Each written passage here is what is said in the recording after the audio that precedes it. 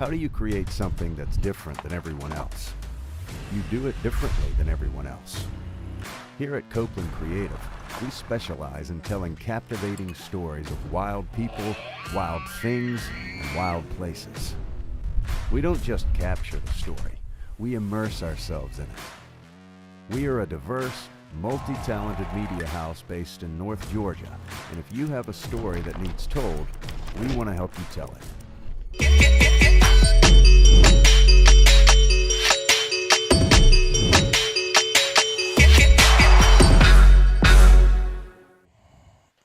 If we could figure out how to route the audio.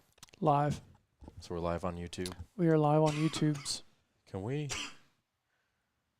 punch that camera in a little bit? Yeah, I I mean, don't like how it's framed. you'll have to refocus it though. What's up, folks? What if I slide out some? Yeah. Is that better? And I center myself a little bit more. Do this. Yeah, can you run that since you're in front of it? I'll try. What's up, folks? On the Instagram, we're live on YouTube. We are doing our Oppenheimer film review today. Is that right, Clay? Correct. Do you have a lot of things to say about it, Clay? I've been thinking Okay. Just generally I'm or proud about of that you. specifically? about that specifically. Proud of you, Wow. Clay. I didn't say you were going to like the things Okay. I had to say. I was That's just not gonna say. about liking it. Your dog is a psycho. Well, first of all, it's not my dog. Wow. But, I mean, he is a psycho. Sure is here with you a lot. Yeah. He comes with me. He's a cool dog. He's just got too much energy is what it is. Here, Ranger, come say hi. Hey. Scoot back so the people can see you. There you go. This is Ranger, for everybody wondering. He's a GSP, but he doesn't do much GSP things. He mostly, he sniffs a lot. Yeah. He's the sniffiest dog. Good looking dog. Nice dog. Just so much energy. So much energy, Ranger. Clay did watch a movie. We were surprised. We actually found out that this is the first time Clay has been to the movie theaters since Let me see when Iron Man 2 came out. Iron Man 2.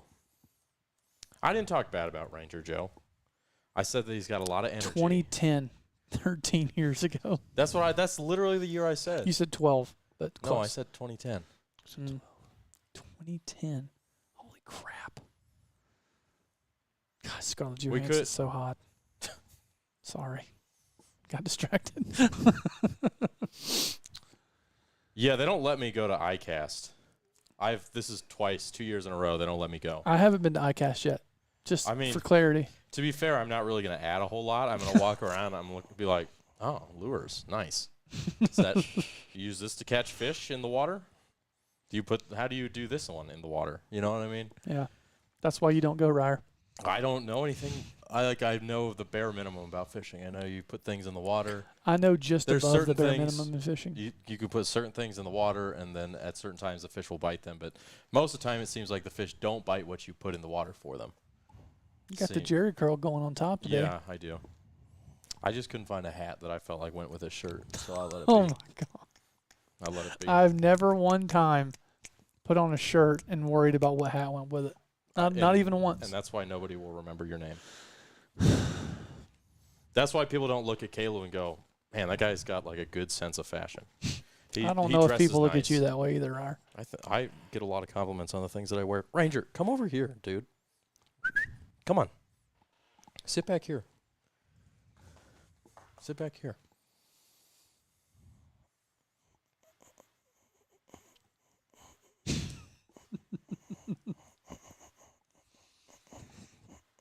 Clay Ryer almost. to the Delta. Ryer to Delta next year. What does that mean? Send Ryer to Delta. I don't know. Send Ryer to Delta next year. Is that like a college? The Delta? Or like a river delta? Or to the Delta terminal. We go to there all the time. I do go. Ryer to Delta Force? I'm Is that not, like a radio call? not qualified for that. Does it got something to do with your hair? I don't understand the Maybe the it's like a fraternity reference. Maybe. Nathan, it is a waterfowl show. Oh. Okay. Oh, Still- Delta waterfowl? Oh. Delta Waterfowl show, like the NWTF of waterfowl. Oh. Isn't that one in Gotcha. California? No, it's it's in in it's Oh. in Mississippi. one Or of them Memphis or states. something like Arkansas. I did do some stuff with the California Waterfowl Association a couple times. That was fun. I feel like I know more about waterfowl than I do fishing. I unfortunately probably know more about waterfowl Yeah. than I do fishing. Cleo, here, come look at Ranger. Cleo's on. Nice. Hey, Cleo, Ranger, your come here. dog's a psycho. Look. Say hi. See, proof of life. Come back. He's alive. Barely. Yes. Barely. Give it a couple more minutes. If you guys are... I set this for 3 p.m. on a Friday because I was like, what's the time of Friday that there will be the most amount of people not doing Friday things, but at work wanting to get out of it? And I 3 figured p.m. 3 would be a good time. You know, people are kind of mentally checking out of work. And I was like, that would be a good time for us to be on the podcast. So we're on YouTube right now. Redneck Tech Podcast on YouTube. That's where we do all of our live podcasts. So you should go subscribe. You should also smash that notification button. That way you get notified when we're live because we don't actually have a good schedule. We just kind of do it whenever we have time. So you never know. You never know when it's going to be. So you got to be prepared to hop on there. And also, we've been doing some more videos on there. Clay, would you like to elaborate? On the YouTube Yeah, what we've been doing up there. videos. Care to elaborate more? I mean, can you use more than 10 words maybe, perhaps? We have been engaging in more popular video content for y'all. 12. He did do more than 10. That's like, that sentence sounded like when you got to pump up the word count in Yeah. your essay. Oh, yeah. What kind of video content, Clay? What can the people expect to see over there? Redneck Tech video content. Okay, I'm tired of this. Cut them off. Caleb? All right. I don't know which ones have went live. I asked Joe today on Monday which ones we had left because we did how many did we do? 10? We did 10. Yeah. We did 10, and I think we've what 4 or 5 of them live. 6. I haven't looked recently, so 6. great outlet to get away from Premiere. Yes, we're all also trying to get away from Premiere today too. Sorry, somebody just commented. I had a moment the other day where the other day is in yesterday, I think.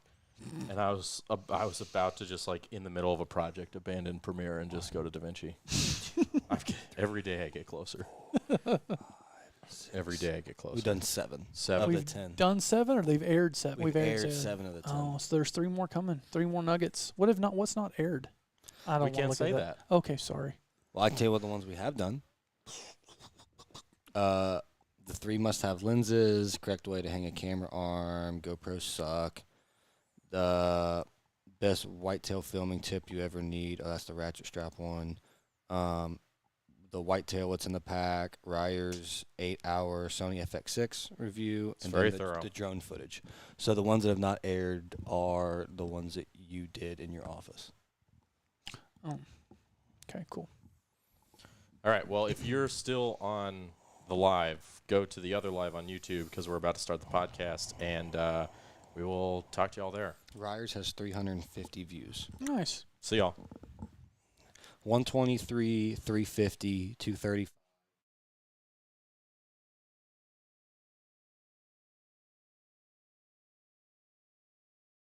The Redneck Tech Podcast is brought to you by Mike'sArchery.com. They're a one-stop shop for virtually everything archery, bow hunting, and for your next outdoor adventure. Mike's Archery has been at the top of the archery game for over 50 years, and they want to give listeners of the Redneck Tech Podcast 10% off their entire online store using the code REDNECK10, all one word. Just put the code in before you check out, and your boys will hook you up. The guys at Mike's have always been good to us, and now they can be good to you too. Visit Mike'sArchery.com and get your gear now. Right here, right here, right here, right here. Yeah. You want him? Yeah.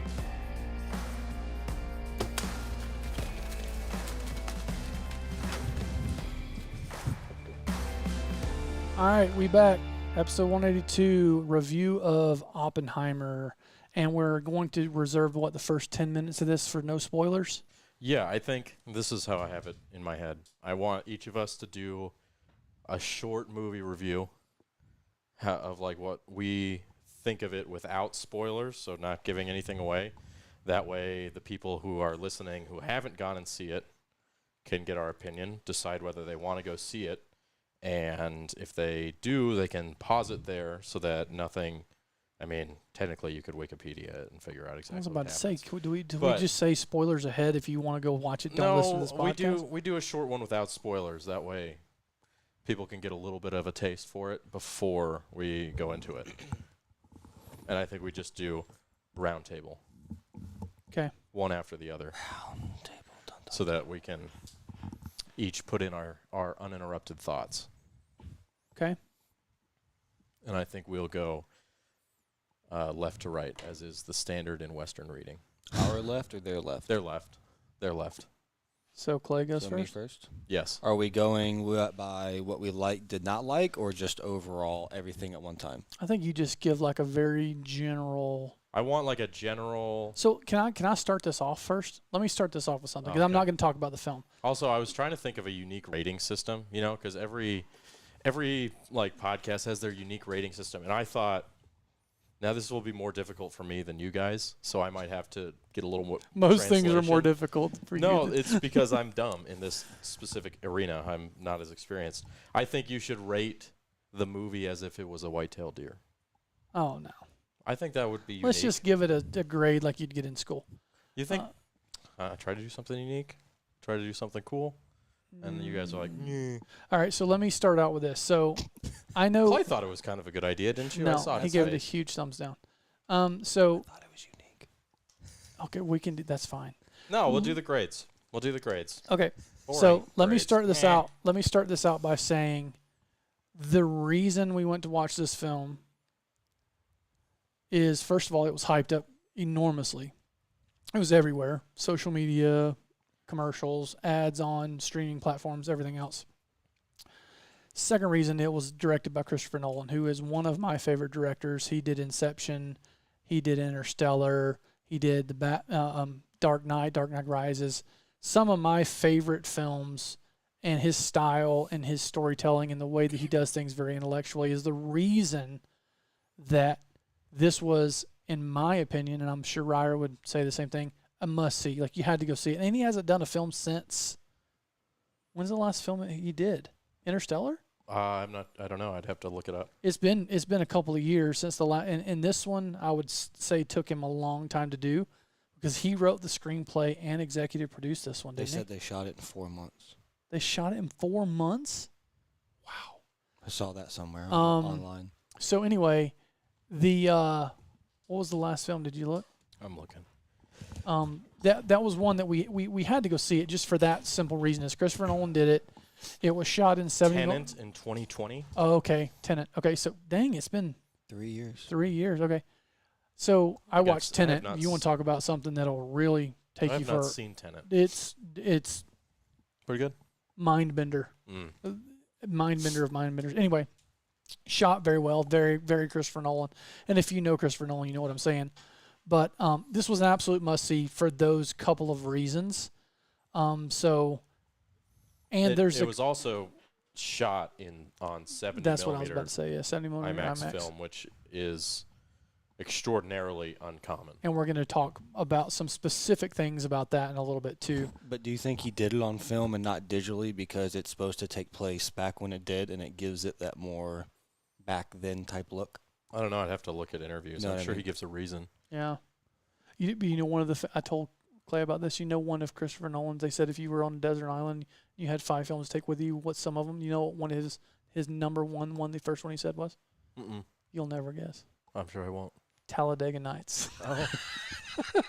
And I'm like, okay, more respect for Christopher Yeah. Nolan after that. Because you watch any of his films, you would not think Talladega Nights is on No, the you list. Maybe he just gets so tired of making heavy, serious content. Oh, It's he like, was like quoting from the movie, and he's like, you can't not love that movie. He's like, it's a perfect comedy. And I'm like, yes, it is.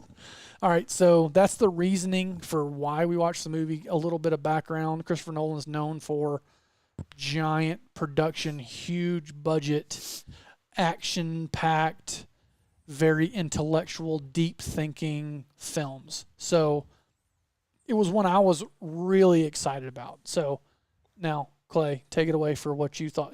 This is also coming from anybody listening to the podcast, coming from Clay, who's not a moviegoer. And if I am a moviegoer, it's comedies. Yeah. Or like sports movies. Yeah. Like Spoops movies. what's it called? Caddyshack. No, well, yes, clearly, but Moneyball. I like Moneyball type stuff too. Or Draft Day. That's a good movie. No spoilers in this one yet. I know. So if I start going down, just cut me off. Okay. But I would say overall, I did like it. I had sometimes I had a problem keeping up because, or not. I'll say keeping up. I'm not a fan of the type movies that jump forward back in time a lot, and this one definitely did it in like I would say present tense of the movie would be when he was helping make the bomb, and then the actually I don't really know, whatever the black and white scenes would be. That was technically the most recent. Oh, that was? See, my point exactly. I don't know what what was supposed to be past, present, and future. There was like 3 different times that they were bouncing back and forth. I got not confused, but it was just hard to keep up for me with that. And then I would say the first 5 or 6 minutes of the movie where that was that trippy, just type montage type thing. I was kind of confused during a lot of that. And I feel like someone who likes this movie is a giant history nut. Where going in, they know a lot about Oppenheimer and the backstory of everything that happened and what he was accused of and this and that. And other than knowing that he basically was in charge of making the atomic bomb, I knew nothing about him. Yeah. So, like, I knew nothing about anything in the trial that was going on or anything like that. So my favorite parts were when he was, basically being recruited, making the bomb, it going off. I didn't really care for the trial part or any of that type of stuff. There was a lot of, like, you could tell Christopher Nolan wanted you to feel like you were in his head, so there was a lot of center frame, very, very close but wide angle, like, shots of whatever dude's name is. And it Cillian Murphy. Yeah, him. So there was a lot of that, which you definitely felt that way. I thought the acting was really good. They did a really good job of making you feel like you were in, the 40s.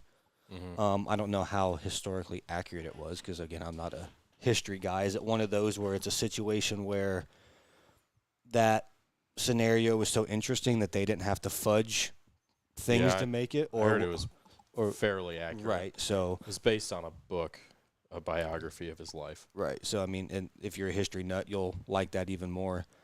From there, that's really it. But you don't. What score would you give it? What grade would you give it? Well, hold on. He didn't. But give this score, but you also have no reference for a Christopher Nolan film other than this one, right? You've not seen any of the other ones? Not that you know. You've not seen Interstellar. You've not seen Inception. You've not seen any of the Batman movies. You've not seen Tenet. I've seen parts and pieces of Batman, but not like all the way through. All right. I would say, now going off of Batman, even though this isn't a dark movie, it was still, I thought it was a very high contrasty movie, like color-wise. I thought there was a lot of, it wasn't like a super bright movie or super saturated movie. Like, they kept it pretty... Not like Barbie. That one was much different. Grade...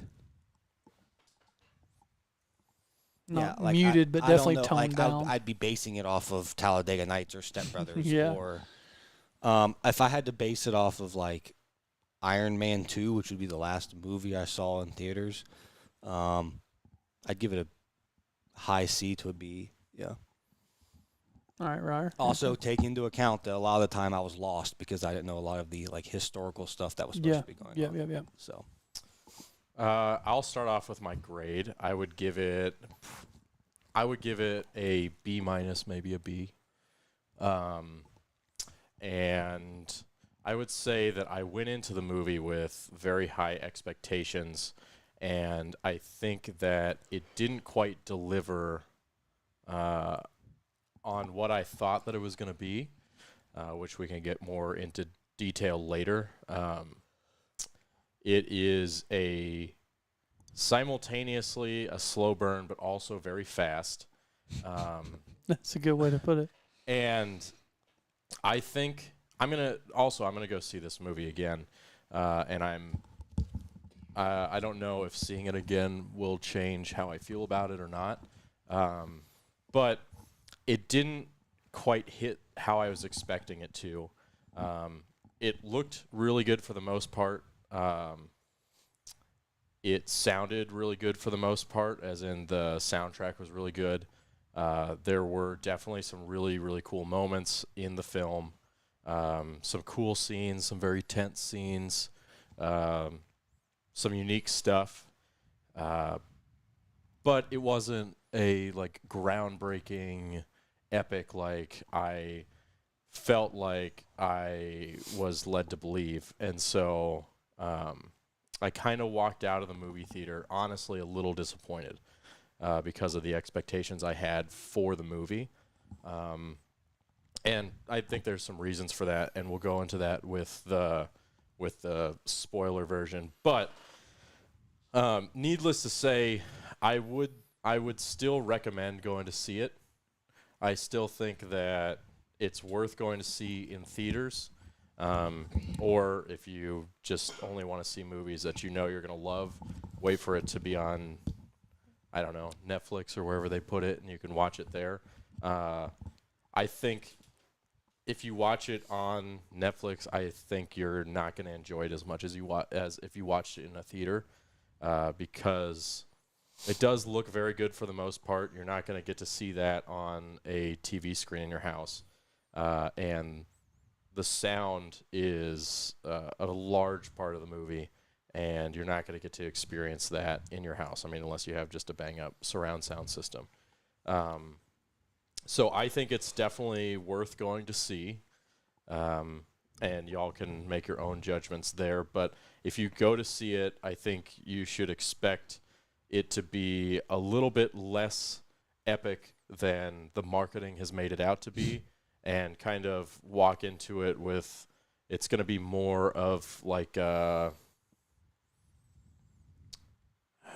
would say that it's going to be more of a personal thriller than a giant action suspense world altering experience that you usually get with a Nolan film. And do you think part of that has to do with maybe one, Caleb said there's zero green screening or visual effects or anything in this movie. Do you think that has something to do with it? And two, I don't know if this is a spoiler, but they don't play off the testing explosion a lot. You know what I mean? There's not a bunch of explosions and bombs going off and things like that. There's the one or two of the tester, and that's it. Yeah, I mean, I expected that. I expected that it wasn't going to just be atomic explosions everywhere. I expected that there was going to be, a handful of them. Because it's supposed to be about the Manhattan Project, not necessarily Hiroshima and Nagasaki. Right. It's about Oppenheimer. It has to be, though. Yeah. Yeah. I thought it was more about him than the actual Manhattan Project itself, personally. Yeah. So I think it's worth seeing, and y'all can go and make your own judgments after seeing it. I give it a F to C minus. F to C minus? Yeah. It's a big scale. Yeah. Dog. F or a D to C minus, I guess. We didn't have D's. It was F to C. We didn't have D's. You guys just decided to skip over a whole letter? Yep. Interesting. D's failing anyway, so you might as well. So, yeah, so let's just say for the sake of argument, I give it a D. And the reason, there's a lot of reasons. I'm going to say a lot of what both of them said, but one of my all-time favorites is Interstellar. And it's obviously a very different film than Interstellar. But as I watched it, it was incredibly hard to follow, and I'm usually very good at that. Well, that makes me feel a lot better. is very hard to follow. It was all over the place. And I thought I'd be caught up, and then they'd be somewhere else and in a different thing, and I just really, really struggled to tell. And this isn't spoiling anything, but to try and tell where I was in the timeline, I'd look at Oppenheimer's hair to see if he had gray hair or not. I'd like to know where I'm at in the story. It was really hard to follow in some parts harder than others. I did not think it needed to be shot on IMAX. I think that was a film that could have been shot on digital. I think shooting that on IMAX was a complete waste of time. There was nothing in there to me that was epic enough for IMAX. There was none of the shots, because, I mean, this isn't a spoiler, but most of the shots are shot in a tiny room in dialogue with actors in a room. And there's nothing beautiful about it. There was nothing epic about it. There was nothing special about it. It was a lot of it was very different than any other Christopher Nolan film I've ever seen. I, again, like you, Clay, did not have a ton of the background history. I knew a little bit of it. I think we're going to get into this a little bit more, but they played way more into the politics than they did the bomb, or even the making of, or anything I really cared about seeing. And they tried to tell 12 stories in one story. And it's 3 hours of that, too. And I didn't, I almost left. I almost got up and left.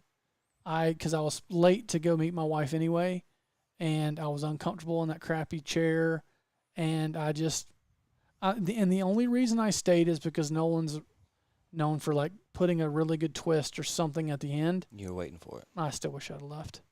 I just didn't, I was very underwhelmed compared to all the other ones that I love so much. The Dark Knight Rises, Interstellar, Inception, just incredibly awesome, mind-bending, visually beautiful. And this one, do you think it was because it was based around history he was put in a box? Like there was only certain things he could do? Once we say we can let spoilers go, I'm gonna tell you why I feel the most strongly about why. But I think the biggest thing, not the biggest thing, but one of the main things was they shot this in IMAX, and they touted that so majorly, and then you watch it and there's only a couple of scenes that were worthy of IMAX. The rest of it wasn't. I don't even know what IMAX is. It's a really large format film. Yeah. And it's bigger than medium format digital. Yeah. It's very big. Yeah, it's very, very big. 70 millimeter IMAX is literally 70 millimeters. And it's made to go that theater we watched it in was an IMAX theater, but it wasn't a true IMAX. They call them Limaxes. Limaxes. So a true IMAX is gigantic screen. It's 3 stories high. There's 16 of them in the U.S. One of them is in Buford. I tried to get us tickets to the one in Buford, and it was sold out for 2 weeks. I'm really glad we did drive to Buford. I would have really been pissed. Part of me is curious if I do want to watch it again. I say that. Spectacle. I do want to watch it again because I think even watching The Newsroom that I've seen 1,000 times, I always pick up something new. And I feel like if I watch it again, I might change my tune a little bit, but I doubt it. Just because there's a couple of major plot things and a couple major storylines in there that I was not a fan of at all. Yeah. And the way they did them, and the way I think Cillian Murphy acted it beautifully. I think the acting was wonderful. There were some gigantic names in this film. I didn't know Robert Downey Jr. was in it. Some major names in that film that got very little screen time. Dude from what's his name? Mr. Robot? No, was it the dude from? I know him from Bohemian Rhapsody. Yeah, Rami Malek. Rami Malek. He was in it for 4 minutes. He had 2 scenes, I think, 2.5 scenes. Yeah. And that was one of those things where I saw him, I'm like, all right, about to get good, and nothing. And I was very disappointed because I love Rami Malek. He is freaking incredible. Didn't do anything. I take that back. I saw Bohemian Rhapsody in theaters. Really? Mm-hmm. Why'd you go see that of all things? Because I like classic rock. It's all about Queen. It is all about Queen. Bohemian Rhapsody was a good one. It was very good. Very, very, very good. Would you... We'll get into spoilers. All right, spoilers ahead. But spoilers ahead. Would you recommend that people go see this movie? No. No. Okay. Would you recommend that people? If you're like Taylor's uncle, who I golf with, is a big history guy, he would love the movie. Yeah, if you're a history guy, Yeah. for sure. But like if you're going for it for a Christopher Nolan film, no. See, I can't answer that based off that because I don't. If you're going, I watched it. I wanted a Christopher Nolan film, and to me, it was not that. But do you think, again, you didn't get any of those mind bender things because they were constrained? No, inside? I think in the end, it's pretty concise, and it kind of, I say it comes together, but a lot of those storylines, in the way they were put in, like I don't know if it had to be that way. I would have All right, like. we're gonna do the spoilers now, so that we can talk freely. If you're listening to this and you have not seen the movie and you plan on going to see the movie, pause right now, go see the movie, and then you can keep listening. Save your money. If you don't care and you're not going to go see the movie and you just want to hear us talk about it, continue to listen. But this has been your warning. We are now getting into the spoiler section of this movie review. Please keep your hands and feet inside the vehicle at all times, and do not exit the ride until it has come to a full and complete stop. Okay, can we start right to left now? Because I got some stuff I got to get off my chest. Yeah, here's the deal, though, is we can't have all the interrupting stuff. We got to have, like, everybody's got to be able to say their piece full through. But I'll let you start. So. Yeah, does that mean him and then me? That way when you're long-winded, we can just kind of tone out? I'm not the long-winded one. I'm about to be the long-winded one. I got a feeling. So, like I said, I went into this looking for a Christopher Nolan film, and I've referenced several that are just incredible. Like 9 out of 10, 10 out of 10. Like Interstellar's 10 out of 10. And he has a very unique way of really playing with your mind and taking you to a place and visually showing you beautiful things and doing it with very little to no special effects in a practical way, so it feels very relatable. And I love that, and he really strives hard to keep things historically accurate, which I'm sure Oppenheimer was. I expected the explosion to be cooler. It was not cool. It was in the dark. And I'm like, what was cool about it? It was just a giant fireball with some wind that came by. Like, whoop-de-freaking do. I imagined it in my head way more epic than that. And when it went off, it was silent for like the first which minute. would make sense because it's that far away. Right. Yeah, I do like how they did it, but I think it also was underwhelming. It was very underwhelming. I think they should have done it which I'm assuming the reason they did it at night is because they actually detonated it at night. That's one of the things I would like to play with history a little bit and done it during the day so you could have seen the cloud coming and waiting for it to hit. That would have been really cool. Like, that's how I had it in my head. Outside of the bomb going off being very underwhelming, the way that they focused on the politics and they focus a little bit on how it was really messing him up inside for Hiroshima and Nagasaki, but that was a small portion. They put so much emphasis on this stupid hearing, two different hearings, and you're in a room listening to dialogue for 3 hours that goes from New Mexico to New York to Chicago to Cambridge, back to New Mexico to this place, and it's just, where the hell are we? We're all over the place, and it's black and white, then it's color, then it's black and white, then it's color. And it just threw me big time off. So I hated that. I hated that we didn't get to focus on the emotions and the story and the inner workings and what was inside Oppenheimer's head near enough. Absolutely hated that. And I think we go back around and talk about the technical stuff that was stupid, but I don't think it needed to be shot on IMAX because almost, what did you say, 90% of it was shot in a room? Yeah. Why the hell would you shoot that in IMAX? Why would you go through the expense of shooting in a room on IMAX? Even the stuff shot way out in New Mexico. That was beautiful, but like, even half of that was shot inside. I think Yellowstone was shot better than that, and they don't shoot that on IMAX. It's like I don't understand the reasoning behind it, and then the dialogue that was never ending, and all these, they use all the acronyms for all the different government agencies, and you can't keep up with them. If you don't know what they are, they don't go into any background, and you just know that Oppenheimer's in trouble. They're trying to get him in trouble, but you don't know why, and you don't know if you're in the past or the present. It's just who's on his side, who's not, because all the acronyms you can't keep up with. And it was just a constant, and I kept waiting for something epic to happen, and it just never did. Nothing ever was like, that was cool. The explosion wasn't cool. The little line at the end was like, whatever. Like the little twist at the end, that did nothing for me. Some of the things on IMAX and the imperfections were very distracting for me, which we'll go into in a minute. And I just don't like where they've put their focus and their energy in the film and the story. I mean, good God, man, they were all over the place. And I just was very, very, very disappointed. And I tried, like I was sitting an hour and a half in that. I'm like, all right, I've got, like, I can't not like a Nolan film. Like, that can't not like, I've never watched one I didn't like. I can't be a diehard if I didn't like it. I just didn't. I tried to like it.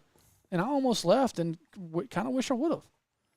Yeah, I think I have a few major gripes with it. Obviously, I am into history. I wouldn't say that I'm incredibly well studied on the Manhattan Project, but I know enough to know what it was and to kind of understand the significance of what they were doing in the Manhattan Project, what it led to. I had a general knowledge of it. But I think you guys not having a good knowledge of it shouldn't be a detriment to the story, right? I think that it's the job of the storyteller to give you the proper information so you understand the magnitude of the story that they are trying to tell. So if you go into it and you don't know who Oppenheimer is or what he did or what the Manhattan Project was and what it did,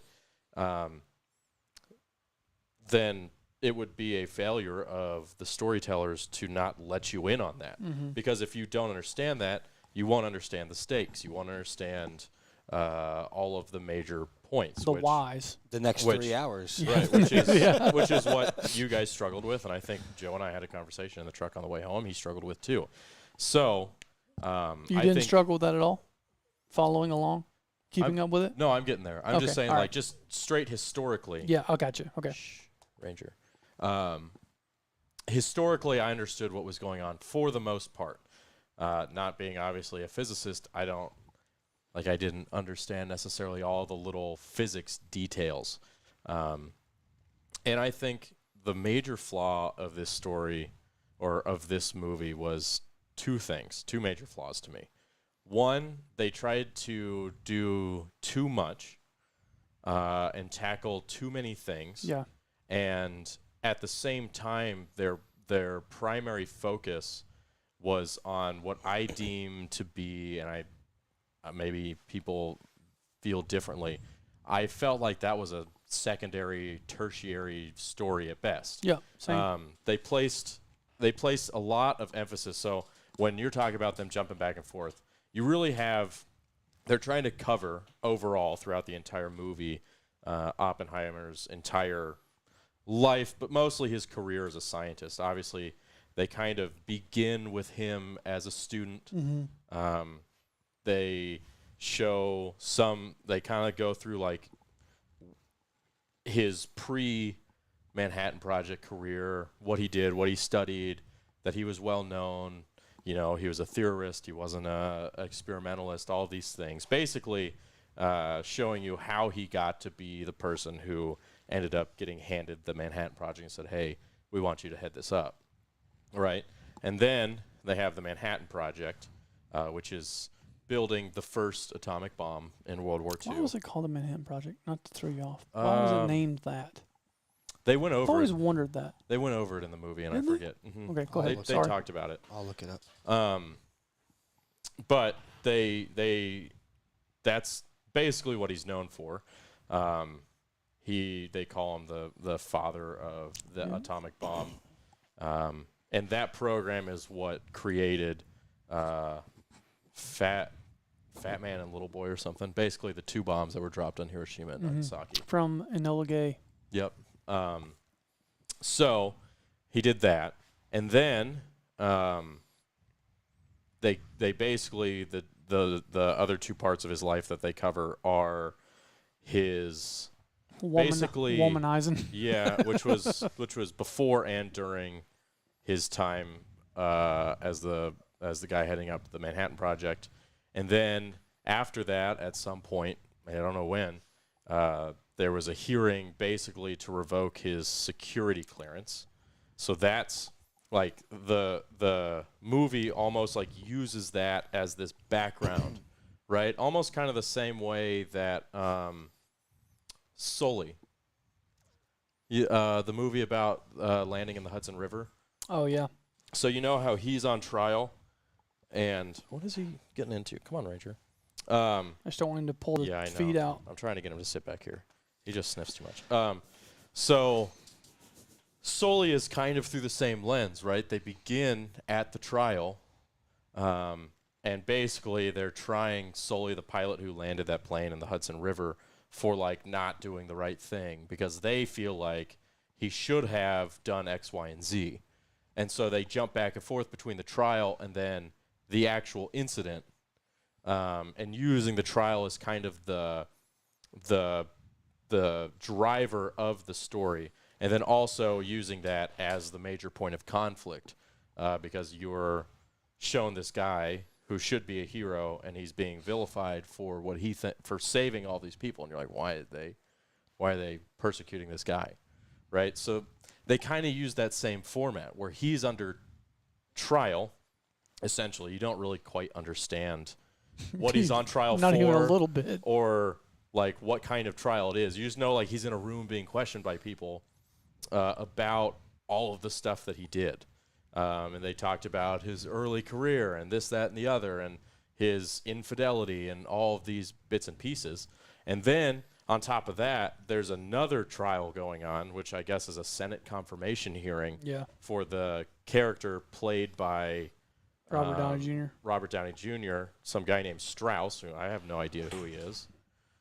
He'll be fine. And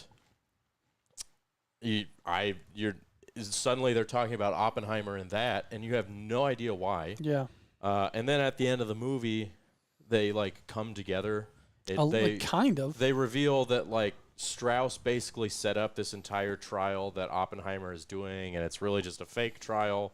But it's not actually a trial. Yeah, it's like not whatever. He sets up this whole thing, essentially, I guess, because Oppenheimer offended him at like one very precise point in time, and then Oppenheimer loses his security clearance, which I guess is supposed to be very humiliating. And then the guy who set this entire thing up so that he would ensure his confirmation in the Senate doesn't end up getting confirmed in the Senate. He gets denied. So both of them basically get their quote-unquote careers ruined.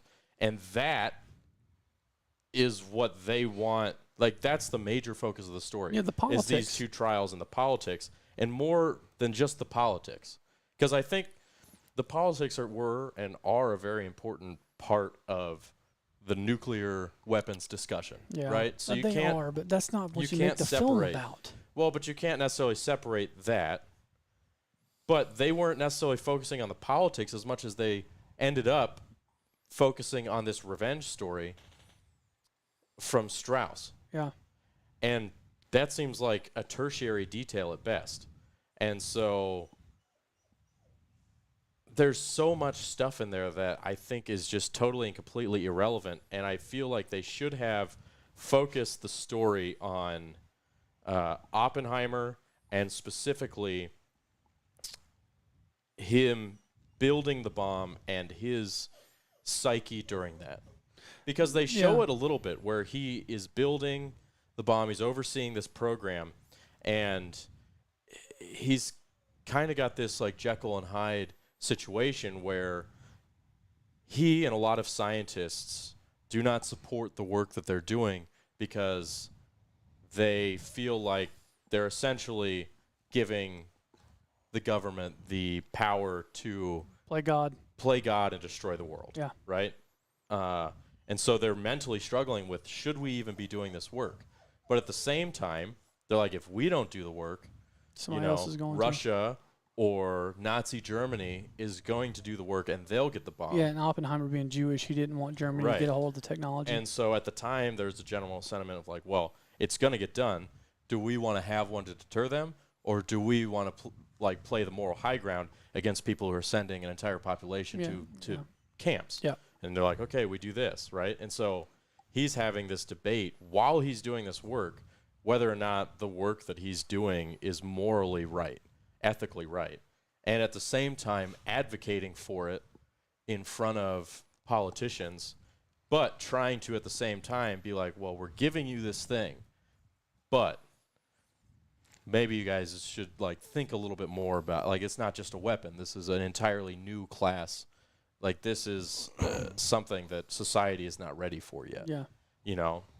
And I think they should have focused more on that and went into more detail about maybe some of the more technicalities of the Manhattan Project. I know it's not like Show the bomb more. Show making the bomb. They didn't even show that. The I know it's not. logistics and- I know it's not like a documentary. You know, nobody wants to go in there necessarily and see like a tried and true documentary Like a about, well, they did this play-by-play. and this and this and this and this. But at the same time, the thing was about the Manhattan Project, and I feel like they gave you these little nuggets of science and physics, but never enough to really understand. Unless you knew the physics of what was going on, you wouldn't really understand what they were doing, what they were exploring, why this mattered, all of these things. And it seems like because they're telling 15 stories at the same time with the wrong emphasis, you're just stuck in all of these conversations that feel rushed, that don't give you enough information, yet you're there for 3 hours wondering when it's all going to come together, and it doesn't really. And at the end of it, I had to analyze, like, am I just apathetic to the fact that we have nuclear weapons now because I've lived in this and I don't care? Or did the movie not do a good job of presenting the stakes to me? Because I didn't think or feel anything different than I've ever thought and felt about nukes in the past. I mean, like I told Joe, when you're in high school in U.S. history or world history, they cover World War II, and they usually cover the Manhattan Project briefly, and they talk about Hiroshima and Nagasaki, and usually, at least when I went to school, like, they make you have a conversation about whether or not you thought that Hiroshima was ethically correct. I mean, we still have that conversation today, right? So that's not a new conversation. I've had that conversation. I think everybody's had that conversation to some extent, and everybody's kind of grappled with the duality of the nuclear bomb being both a good and bad thing for humans. So that wasn't new. They didn't allow enough time to really show Oppenheimer grappling with that duality. They tried, but they didn't do a very good job, in my opinion. And I think the reason was because They didn't have time. It was 3 hours, well, and it's over. They lost their focus Yeah. and put too much of it on these two trials where the stakes were not something I cared about. Yeah. Like, maybe if they had expressed the stakes better, maybe it would have been a little bit more poignant, but he's losing his security clearance, and I guess he's going to be embarrassed. Okay. Yeah. Like, yeah, that's kind of, okay, that's fine. I know that was probably a giant blow, but they didn't set it up to where I cared about that blow. And then the other guy getting confirmed in the Senate, I don't care. That was what I was about to ask you. Do you think any of the Strauss trial or any of the things with the infidelity in either one of the girls at all, the women in his life, if you took those out of the film, it wouldn't affect it at all? I think that like the infidelity is an important part of his life. So I think if you're doing a biopic, you need to discuss it. I think that his trial was very important. I think that they did not present it in the correct light. Like him losing his security clearance. Not that one. The one with Strauss. I think the security clearance, like, you had to have that, but the entire confirmation hearing with Strauss, I don't think you needed. I don't think you need. I don't think you need the stuff with his wives either, because the real emotional struggle is with the creation of the bomb, and they did not do that. They spent more time on, in my opinion, when his concubine lady, when she killed herself, they spent more time on how bad he felt about that than they did on what happened after the bomb went But the off. thing with that lady is she was his quote tie back to the Communist Party because she's a communist. Yeah, but they had plenty of that at Cambridge. They had plenty of that with all the organizations. They had plenty of that when he was a teacher. They didn't need any of that. But even though he technically left, His brother was a communist. They had all that. even though he technically left the party and his brother ended up leaving the party, once his brother left the party, he was still fluing around with her, and she was still part They of the still Communist had the Party. tie. I don't think they needed that. I think the necessarily- film could have been done without either one of those. I agree with the Strauss thing. My question would be is without the Strauss hearing or trial or whatever, how would they have introduced and set up who Strauss was to then set up Oppenheimer's trial? Well, the thing is, you don't need to set up that Strauss. You don't necessarily. I don't think you need Strauss's entire trial to set that up. I don't first of either. all, and like I was saying, they didn't present. It's not a trial technically. It was a hearing as to whether or not they were going to give him his security clearance or renew it. in a room smaller than this. Yeah, 30% of the movie was filmed in a room smaller than this. It was like Yeah. 8 people in it. and I think that's a super important. I think that's a super important thing that happened, but it's not the central point. I think that you need to use that point to make a larger, to make the larger point that he's basically, okay, so you show him struggling morally, ethically, mentally, emotionally with his work and his creation of this bomb, obviously the use of it and the results of the use of it, and then after he's done this, the whole entire time struggling between doing the right thing and doing the wrong thing, and basically doing the right thing because the government is like, this is the right thing, we need your help. Then he gets beaten while he's down. The government essentially discrediting him, removing his accomplishments, basically saying like, well, thanks, but we're done with you now. Like And they did do that. like a kicking him while he's down situation. And I feel like had they presented it as that instead of the basis of this entire movie, I think it would have hit more. Because you would get it, right? Because you've seen him struggling. You've seen him having these quandaries and these discussions or thoughts or whatever about what he's doing and never really coming to grips with it and hoping that at some point people will be like, you did the right thing, right? Hoping that the people that he did this for, the American people, which are ultimately represented by the government, say, thank you, you did the right thing, like, because of your work, X, Y, and Z. But he doesn't get that. Yeah. He gets essentially discarded, which is akin to them being like, well, Yeah. whatever. And then he gets no resolution, and he has to. Yeah. Then you, as a viewer, have to sit with that.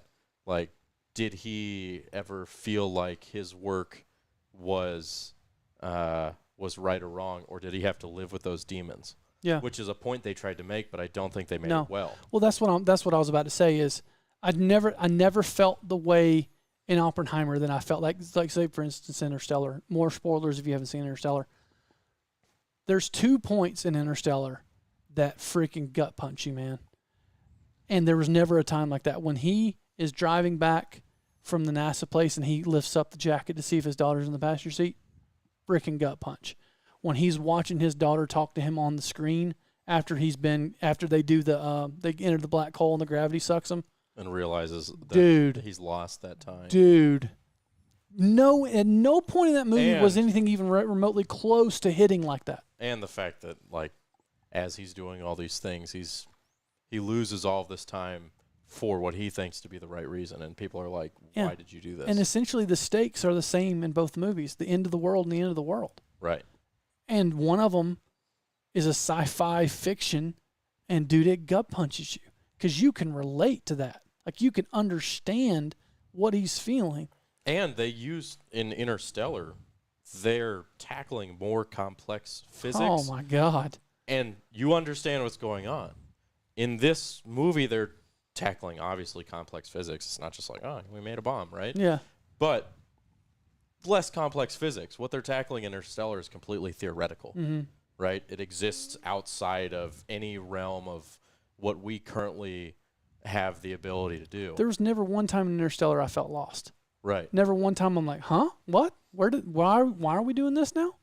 Yeah. And then they explain relativity, they explain gravity, they explain a black hole, they explain all those things. And then there's several, I mean, there's 3 or 4 stories happening during Interstellar too, but you can follow them.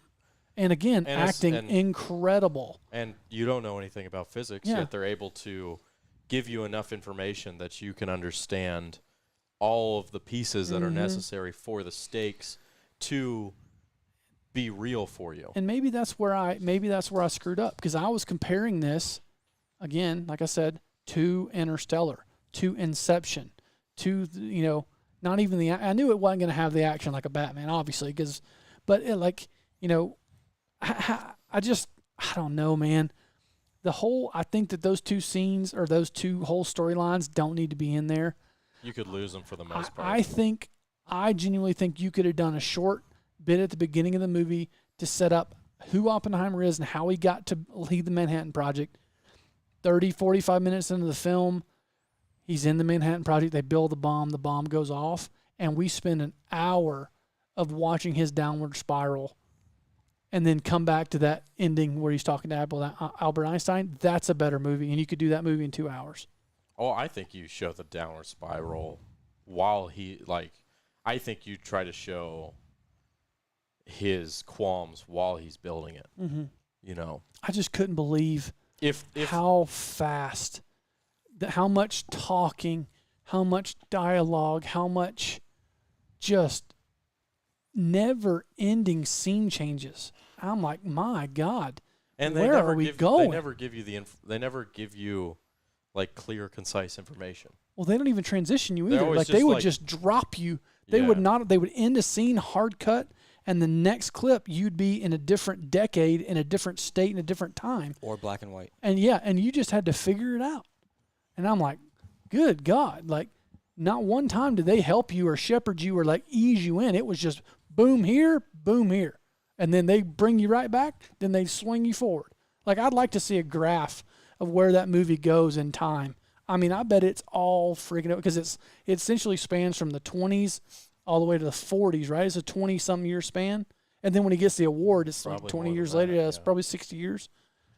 Good Lord, man. I don't know. I just had it up on this pedestal of being something great. And I love Cillian Murphy. I love Matt Damon. I love The freaking, acting was great. Oh, the acting was wonderful. All of the actors did a great job. So here's what we need to talk about next. So I think we've beat this dead horse. I didn't get to say. Oh, sorry, Clay. Go ahead. Just because I don't know things doesn't mean I don't have an opinion. Oh, my bad, dog.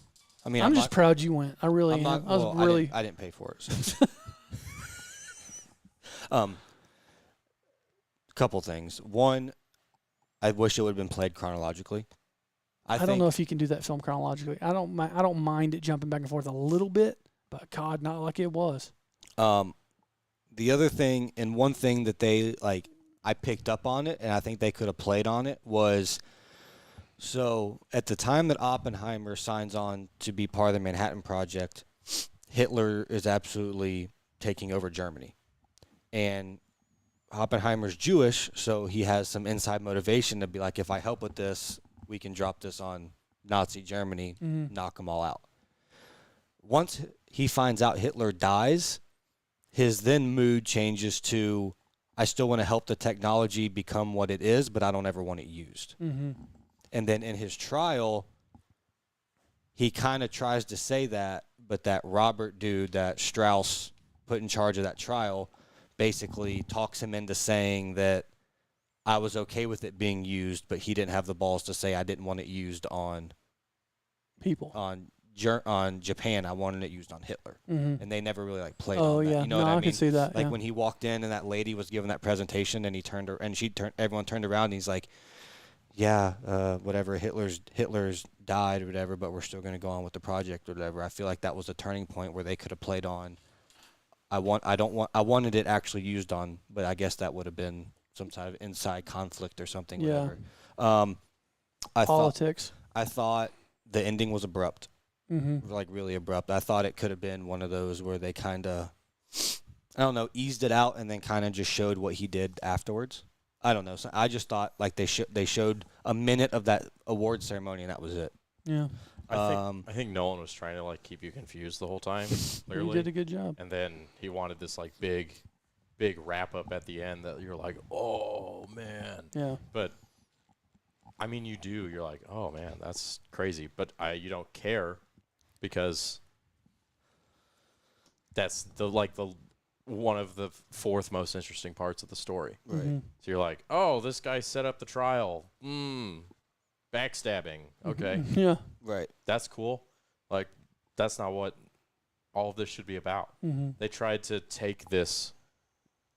The stakes should have been more centered on, like, the ethics, the morality, and the struggle mentally that Oppenheimer had, and, like, world destruction, not personal reputation. And like at the end of it, it felt like the stakes were his personal reputation, and that should not have been the stakes. Yeah. I get the vibe, not during the movie or after the movie, but since we started this podcast, I get the vibe that it was almost more about saving Oppenheimer's name in U.S. history than it was actually about the about the Manhattan Project. I mean, you feel sorry for him a little bit. Yeah, but like, were they trying? Like, was someone trying to justify? Like, did they want to make the movie to somehow justify his name? But here's what it all comes down to, and I guess I could simplify it a little bit. Is I judge a movie by how I leave that theater feeling, and I left that theater feeling no different than when I walked in. A little confused. It didn't make me think. It didn't make me feel. It didn't make me want to ask more questions. It didn't make me want to dig deeper. It didn't make me want to do anything but get the hell out of there. It made me wonder why I didn't feel anything. Yeah. Well, yeah, I could say that. You know, like because I went into it expecting like something very heavy, very weighty. You leave Interstellar, you friggin' feel something. Yeah. Like there's no doubt that you know that some stuff has went on inside your head. Oppenheimer didn't do that. I told Joe. You need to watch Oppenheimer. You really do. I mean, I did. Interstellar. Sorry. I told Joe and Cleo this. So I went and watched the Barbie movie last weekend because, I mean, that was the other summer blockbuster. I was like, oh, it looks fun. I'll go watch 53:30. All right, cool. Right? Yeah. That's fine. I watched the Barbie movie. He wore pink, too. I actually didn't. I was in a regular shirt. Regular for me. Obviously not for you guys. But I just got swagger like that. So, but, controversial opinion. The Barbie movie made me think more than Oppenheimer did. The Barbie movie presented some like juxtapositions and thought processes that I hadn't had before. That, you know, I left the theater, and obviously I think, you know, Barbie was marketed towards women and for women, and I went into it obviously as a dude, and you know, Did you come out of it a dude? I did. Okay. You know, it did not change my gender. I left the theater, and Cleo and I had a couple conversations because I was like, hey, you know, during this movie, this thing happened, and it made me start thinking about, you know, something that I as a dude have never thought about before because I'm a dude. Is this like something that you related to? Is this how you felt when you were, you know, a little girl, or this, that, or the other? I think it's okay to spoil Barbie if you wanted to, but go ahead.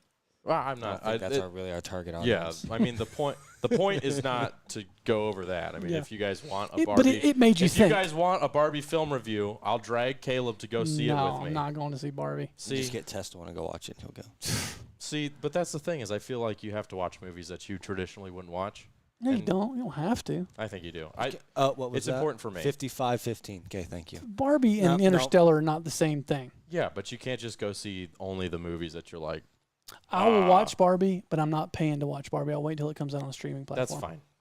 But anyways, the point of me saying this wasn't for like a side rabbit trail on Barbie. It was that I genuinely had a more reaction to the Barbie movie than I did after Oppenheimer. And I feel, and like afterwards I was like, that doesn't seem right because I should be having, in my head, I'm like, I should have in the movie been having some thoughts about morality and ethics and humanity, and it didn't give me any more thoughts than I've ever had about that, and I don't know. Let's put it in this perspective. So it confused me. I was like, why am I not feeling? Why am I not getting these ideas from a movie that should have given it to me? I walked out, and Caleb obviously had to leave, but I was like, I'm going to look at Ryer and Joe, and I'm going to get absolutely berated for what I say, solely based because I don't go watch movies. I don't watch a lot of movies. I'm more of like a documentary, sports movie, comedy type person. And I walked out, and the first thing I looked at Ryer and was like, I feel like I didn't know enough about history to have any idea what's going on, or I somehow missed something in the movie that was like a big key that made all of it make sense. And Ryer said, yeah, I really don't know either. And it made me feel a lot better that, like, I can't believe you gave the best grade out of all three of us. I really thought you were going to hate it. No, I liked the movie a lot. I just thought Clay was just like in a theater. He was like, oh, this is cool. I haven't done this in a while. So that I think I that may got have colored it. popcorn and a drink. I'm good. I mean, the popcorn was good. But, no, I honestly thought that everyone was going to have this big, like, awakening moment or thought or feeling from it, and it made me feel better that I wasn't the only one. I came away with nothing. People that watch a lot of movies felt the same way about it as I, who does not watch a lot of movies, that I didn't, like, miss something. So I had to go. I had to go looking for, like, some reviews. And I was like, am I the only one who's, like, thought this? Am I the only one who saw this supposedly epic movie and didn't come away, like, just flabbergasted? I found, like, maybe 25% of reviews online are very similar to the things that we've been talking about. Right? I had all these thoughts. I'm like, okay, let's go watch some, like, surely I'm not the only one, and I'm not. So that was nice. And then I read all the comments, and there's people with a similar viewpoint to mine who went looking for reviews that confirmed that they were not the only ones who came out of this movie with a subpar, half disappointing experience. Yeah. And they were like, I'm glad somebody reviewed it and said these things, because I was thinking these things and I thought I was just crazy for it. Yeah. Because, all the other reviews Oh, were that's like, me. oh, I'm sitting there thinking I'm crazy the whole time. masterpiece. Yeah. And I honestly don't think it's a masterpiece, and No. that would be a great segue to talk about some of the technical aspects. Yeah, I was literally wanting to talk about that. that I feel like in a film that's supposed to be heralded as a technical masterpiece, there was some stuff in there I was like, this got left? Yeah. Here, I'll start off with this question. Do you think they leaned so much on the 70mm IMAX as a pushing factor because they felt the story was lackluster? I think that they to drive ticket sales? Nolan is known for trying to always push the boundaries and do, like, new things, kind of in a different vein than, like, James Cameron is, right? James Cameron's thing is like, how can we literally develop a new technology to film this movie I want to film? And that's been, like, his entire career. Nolan is also known for trying to push those boundaries. He's also known for trying to do everything, like, in reality and not leaning on green screens and visual digital effects and all these things, which for the most part makes his movies feel very organic. And I think that he was like, okay, well, let's do this thing in 70mm because that would be really cool. And I think that was a large driver of its supposed blockbuster appeal. Yeah. Right? Well, they're like, it's in 70mm. 70mm IMAX. Like, I was convinced I had to go see it in 70mm IMAX. It's automatically good because it's right. 70mm. Apparently. Well, two things, and this is all I'm going to say about it, that were very distracting, and I'll let y'all talk about it a little more, but, I mean, we're already an hour into this, but there was some dialogue that was very hard to understand that I still don't know what they said. Very muted tones, or the levels and how they leveled it and how they mixed it. Could not understand a word they were saying, and they were speaking English.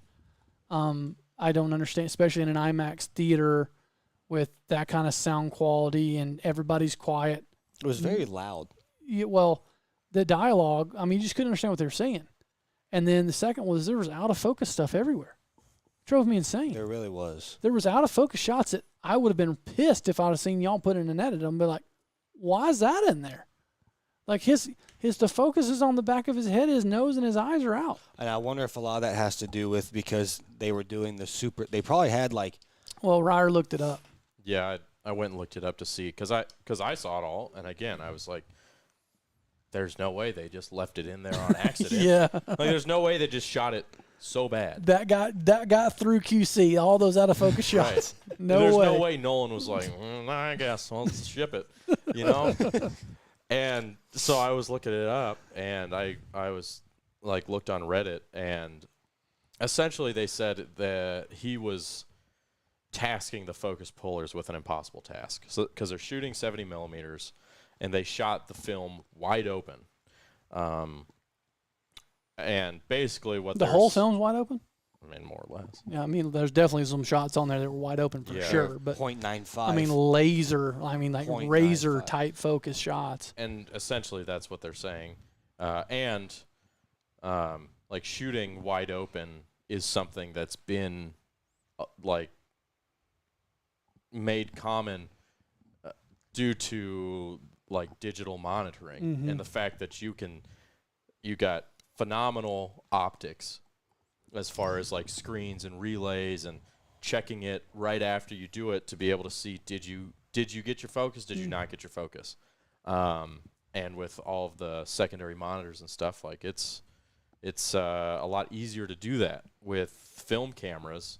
The loops are not always that great. They're not as good as a big huge freaking digital monitor, right, that most of these focus pullers are pulling on.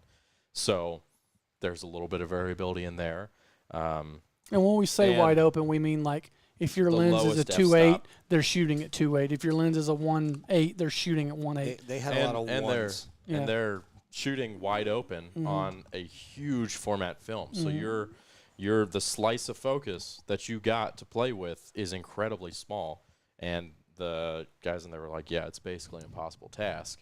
And it was probably so expensive to shoot on it. They had to like that one was close enough. And they said that in the days of film, people did not shoot that shallow, which makes sense. You go watch things that were shot on film, they're not that shallow. And I think a lot of that has to do with because you needed the margin for error. And so I guess just because they made this technical decision, and somebody said also Nolan often is more focused on performance than, than maybe having the perfect shot. But, it's so distracting though. I felt like that was an oversight. Mm-hmm. Like, I think that they should have had a conversation and been like, well, we need to make sure that we're getting things in focus. Yeah. Like you guys, this is the highest level of Hollywood. The highest, and people know this. Like I had to Google it to look it up, but that's because we shoot on FX6s digitally, not 70 millimeter IMAX. So I was like, why aren't you getting focus? Some like a DP of that movie should be like, well, when you're shooting on 70 millimeters wide open, your focus plane is going to be negative 0.5 millimeters. Let's maybe open it up a little bit wider. You're still going to have a lot of depth. Yeah. Instead of shooting 1.8, let's shoot 3.5. Well, I remember thinking in the movie, I saw a couple out of focus shots, and I distinctly remember thinking, like, I knew that Christopher Nolan shot the Batman movies or was a part of them, and they purposely took the lenses like out of tune. But different, no, not that movie, that one. not that one. He shot So the latest Batman he did not do. But I know in some of the Batmans that Batman, one of them, they did that. They to give detuned it- the lens, so right. it was only focused in parts of the So lens and not the I whole was thing. thinking I wonder if that was something that they were doing in Oppenheimer. I thought I guess was not. looking at the wrong place. I would see the focus pull, and I would be looking at where it's in focus. I'm like, wait, why am I looking there? I'm like, that's not where the action is. Then I'd go back to their mouth, and who was talking or where the action was, and it was out of focus. Well, a lot of the wide angle, like when he's sitting in that interrogation room or whatever, and he's like dead center, and they have like a 16 millimeter so close to his face, and he's like talking and leaning forward in and out. he goes in and out of focus. The focus doesn't follow him. Mm-hmm. Like when he's sitting here, he's in focus, and then like when he sits up and readjusts in his chair and he goes forward, he's out of focus, and then comes Or it's back. real slow coming back. Right. Yeah.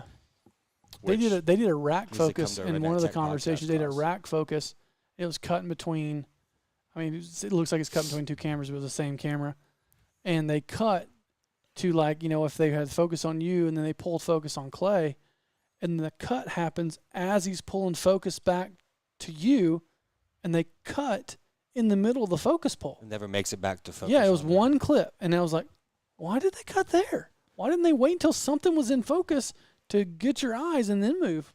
They had, And I thought, and I know we talked about this and we beat a dead horse again, but in those tiny little rooms that they shot him in, and I know they were trying to keep it historically accurate, but I think they could have churched up the lighting and churched up the aesthetic a little more to make it a little more dramatic.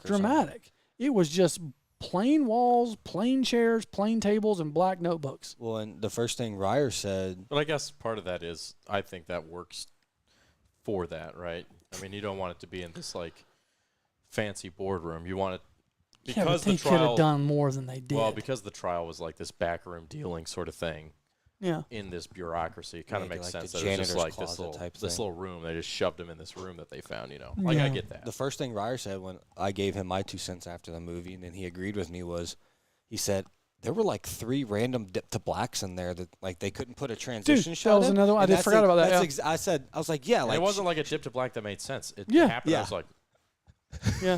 that was a weird one. It's like, that was a very cheap edit. Like, what were you thinking? Like There's you- a couple you things that I certainly watched. don't- I'm like, what the hell? Why did they do that?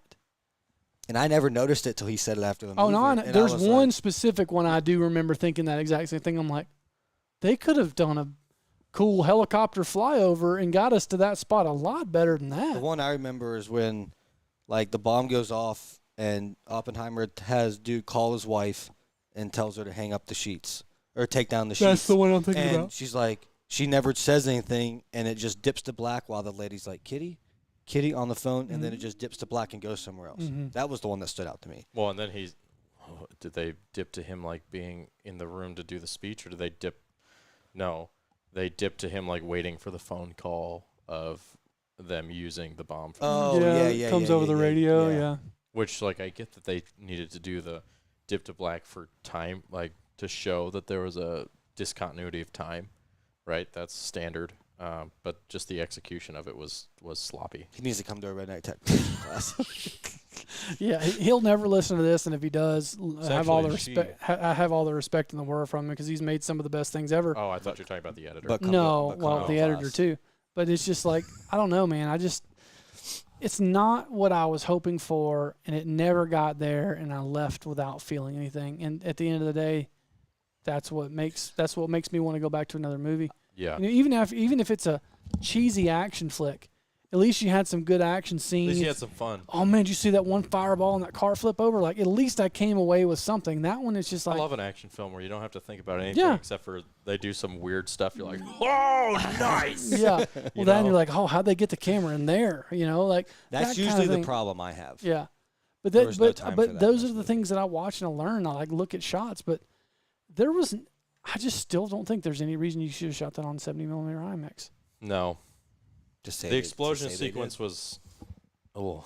They show the bomb, they show the big bomb going off, and they show 2 little test bombs, little tiny ones, and then that's it. They don't show anything at Nagasaki. They don't show anything at Hiroshima. They just talk about it. The bomb literally drives off. Yeah, And the and trucks. that's it. And I do remember thinking, how would you like to be that dude Yeah. driving that truck? I bet across he the didn't know country? what's in there. He probably doesn't know what's in there. Right. No. But like it drives off of the little town, I forget what it's called. Los and- Alamos. Los Alamos. And then like next thing that happens, he's in his office like waiting for the phone call. Yeah. Like He- nothing. I was near that area when I was doing my mule deer hunt. I wonder if they were still shooting any of it. Yell Right. down there, don't do the politics angle. Is that where is that by where we were for that all dead hunt? Yes. Yeah, Okay. yeah. White Uh, Sands missile range. Yeah. I doubt that they. I doubt that they like actually shot it there. I'm sure they shot it in some like desert. No, really but that's close to where Los Hollywood. Alamos was where we Yeah. were. I think Los so. Alamos now, I want to say, is in No, I don't know. They might have gotten rid of it. I'm thinking I got it mixed up because there's a laboratory in California, Livermore, and it's got some clandestine stuff going on in there. But Anyway, there's a bunch of them. I think that I don't know. I think we've talked about it enough. Last We're an time I ever hour. go see a movie off of y'all's recommendation. Dude, I own Interstellar. Just let me know and I'll let you watch Interstellar. It's worth the watch. Is it on Blu-ray? No, I have it. I You don't bought even it. have a Blu-ray player. I bought it. All right. I think we're going to wrap this up because I got to go get my kids. They're downstairs. Oh. All right, guys. Peace.